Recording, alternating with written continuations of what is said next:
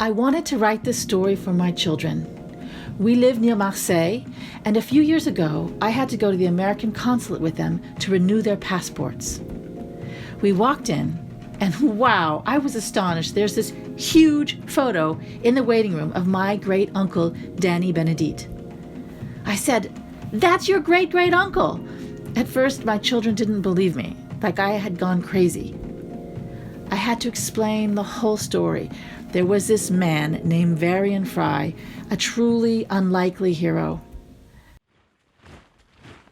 Soon after the start of World War II in Europe, in 1940, the Nazis quickly defeated France, and the northern part of the country was occupied by Germany. The southern part was controlled by the French Vichy government, but really, the Vichy government had to do whatever the Nazis asked them to do.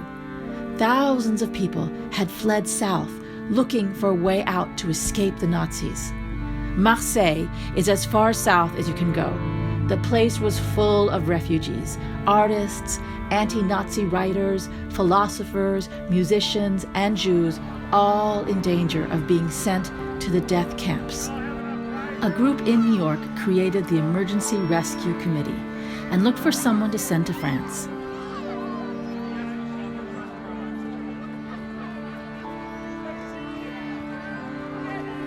The only person who volunteered was Varian Fry.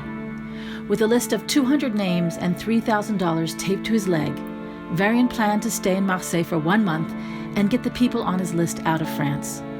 But seeing the desperate situation amongst the refugees, Varian couldn't save just 200. He had to save as many people as possible. Varian's group hid and smuggled those who were most in danger out of France. The work was exhausting and dangerous. To get away from the endless fear and stress, they rented the Villa Herbel, a house in the suburbs where Varian, Danny, and a small group of refugees lived.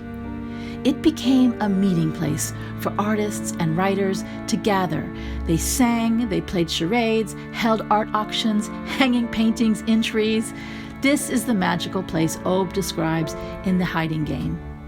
By insisting on joy and creativity, they fought against fear and fascism. In the end, the rescue committee saved 2,200 lives, among them some of the most important scientists, artists, writers, and thinkers of the time.